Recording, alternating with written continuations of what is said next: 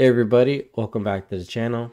For today's video, I wanted to take a look at some interviews that Melanie Joly, our Minister of Foreign Affairs, just had over the weekend, and in particular with Vassie Capelli and David Cochrane.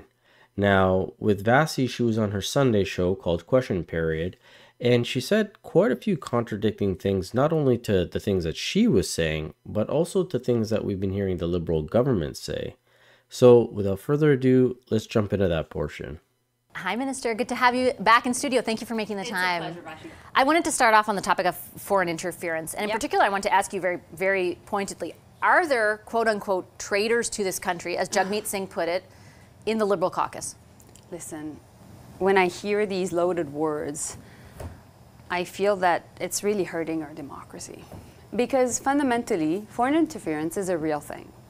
It's been happening for years. Now it's more of an issue because also of disinformation, misinformation online.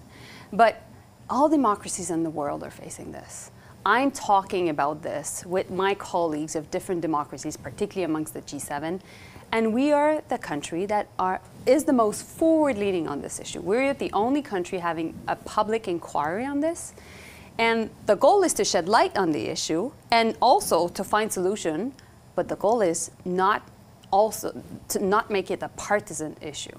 Is that what you're accusing Jagmeet Singh of doing by using that language? No, I'm accusing Pierre Poilievre of doing that. Because fundamentally, what we need to make sure is that everybody has the same facts. So right off the get-go, this claim of hers makes absolutely no sense, because she's here blaming Pierre Poilievre for not getting his high-level security clearance to read the document. Yet the individuals who have read the document, like Dominic LeBlanc, Elizabeth May, Jagmeet Singh, all have the same information that she's talking about, yet have all come out with three different takes on it.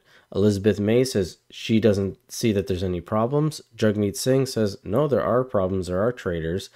And Dominic LeBlanc says, well, we're not really fully behind the NSICOP report. There could be other things that we could look at.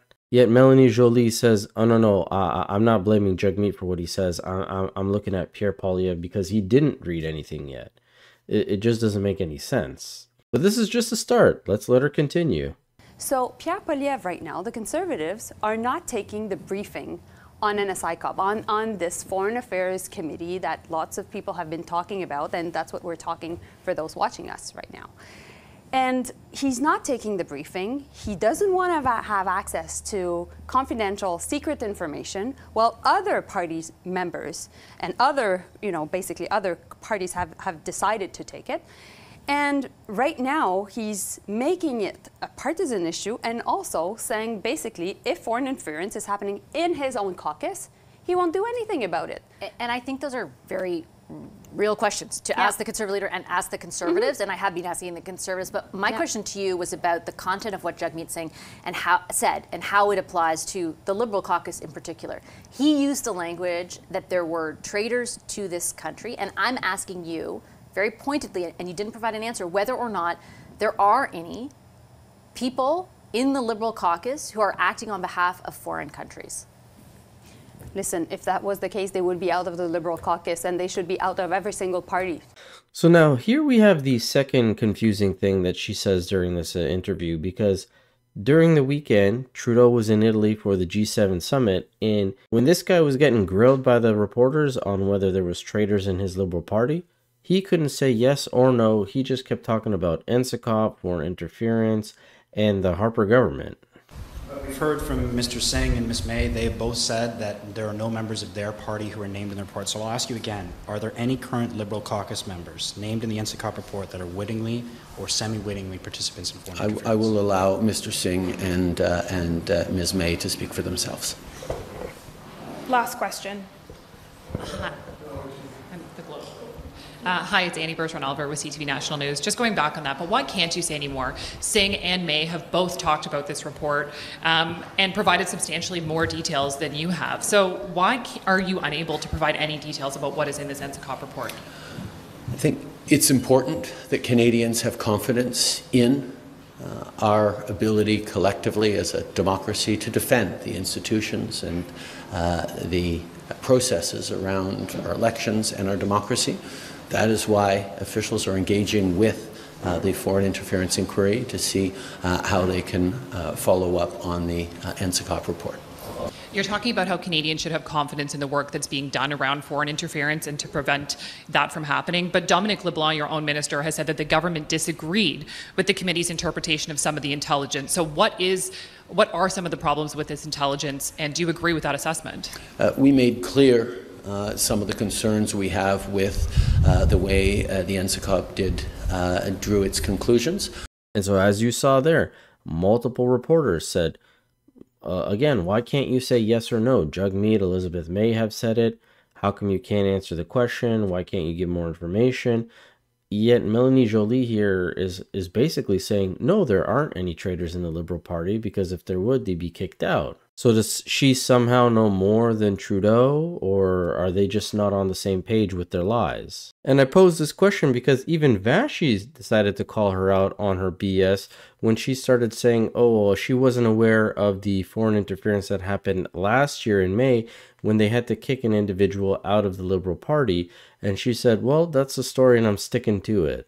And that's why my job as Minister of Foreign Affairs is if I see anything that is linked to foreign diplomats not staying in their lane, not abiding by the Vienna Convention, not basically meddling in our democracy, I set them packing. And that's exactly what I did with Zhao Wei last year, a year ago, when I addressed this issue, and I made sure that he was called persona non grata, and Zhao Wei is the former Toronto consul for China. I have heard you use that example of the diplomat that you kicked out frequently to show Canadians that your government is taking this very seriously. But the NSICOP report really undermines that conclusion by pointing out in great detail the degree to which your department was in receipt of intelligence from CSIS about him for years, including since when you became Foreign Affairs Minister, and did not take any action. So much so until the day that the Globe and Mail reported on Michael Chong being targeted, GAC reached out to CSIS for intelligence, and the intelligence that was provided was, quote unquote, according to NSICOP, already released. How can Canadians trust that your government is actually taking this seriously when NSICOP clearly points out on multiple occasions, including that occasion, that you did not? I met NSICOP, and I had many conversations with the members of NSICOP on this issue. And what to your very question of me being aware, I was made aware at the same time as this became public through the media. And it was back in the spring of 2023. So clearly there was an issue within how the government and the public service was organizing briefings for intelligence. And from the moment I got the information, I acted. Now, so you never saw anything about him prior to that because your department was clearly in receipt of that intelligence. But I was clear, and that's my story, and I stick to it. I'm really starting to wonder what it's like to live in fantasy land all day as a Liberal. Because here you have Vassy pointing out the facts that NSICOP has said that you knew about all this for a long time, even prior and while you were in this role. The Globe and Mail exposed you, which is why you really made a move on the foreign interference from 2023. And she's basically saying, no, actually, I didn't know, I wasn't aware, and that's my story, and I'm sticking to it. Like, what an absolute bonkers thing to be saying live on TV when you've just been proven wrong. And then to have Vassy point out more hypocrisy when questioning you on how credible you think NSICOP is, and you say, well, here in Canada, we like to follow the rule of law. We don't like to just accuse people of anything before we have evidence. Vassy goes, yeah, but you guys accused India of killing that Canadian citizen without having the evidence. So what are you talking about? And this is Joly's response. Do you think, though, genuinely your government has taken this issue as seriously as it should? And I ask again, based on the conclusions reached by NSICOP. The Prime Minister, following these allegations that have come out about the possibility of foreign agents, has said, well, it's up to the RCMP. Later, a week later, the Minister of Public Safety said, oh, let's send it to the inquiry. And that's only upon the suggestion of the Bloc. What evidence do Canadians have that your government is taking this seriously, and why wouldn't you? Well, Canadians have clear evidence, Vassy. First, we came up and decided to do a public inquiry. We're the first country on You were very much pushed into that after months of saying it wasn't necessary. So we did it. Second, we decided to make sure that parliamentarians could have access to intelligence, which That was never the case before. And so the public... But again, you were pushed into that by Michael Chong No. being targeted and nobody knowing. We created the public, the NSICOP also committee. Listen, I'm not the public safety minister, but what I can tell you is we've been very forward-leaning. Now, have we done enough? No, clearly. That's why you're asking me questions. That's why people are preoccupied. Will we do more? Of course. And we just presented legislation on this issue. But that being said, we have now a very good judge that is doing tough work. She will come up with a report. She came up with the first report. She's coming up with a second report, and we'll follow her recommendations, period. I would just say we don't know yet if this portion of it will be included in it, but I do take your point. Just quickly to circle back. Yeah. Because you said that if there were any so-called traitors to the country in the Liberal caucus, they would be kicked out. Do I take from that your government views the intelligence that NSICOP reported on as not credible? So I won't comment on the intelligence of NSICOP. What I can tell you, though, is that two things. First, there's a process, which is being dealt with, and that's the public inquiry. The second is we need to make sure that when we come up with accusations in our country, there's a rule of law system. And we come up with not only intel, we come up with evidence. The Prime Minister didn't have a problem standing up in the House of Commons and accusing India of being behind the murder of a Canadian citizen just based on intelligence. So, based on that, what we did is that there was police and a police inquiry. People were arrested, and there are other investigations happening. And meanwhile, I'm the foreign minister, and as foreign minister, what do? I'm there to make sure that I continue to address this issue with India. And I think that diplomacy is important. Diplomacy is about having tough conversations with countries, including, of course, with India at the moment we speak. And we stand by the allegations that were set forward by the Prime Minister. I know, but the point you're making is you can't just get up and name names, which I understand, right? You can't just throw out accusations based on intelligence that hasn't been prosecuted or investigated, but that is what you did in the House of Commons. And the link has not been established by law enforcement with the government of India yet. They are still investigating that. Well, first and foremost, I think we wanted to make sure that we were sending a clear message. Second, I dealt with the impacts of diplomacy on dealing with these allegations. And it was important. Why? Because it was about Canadian safety.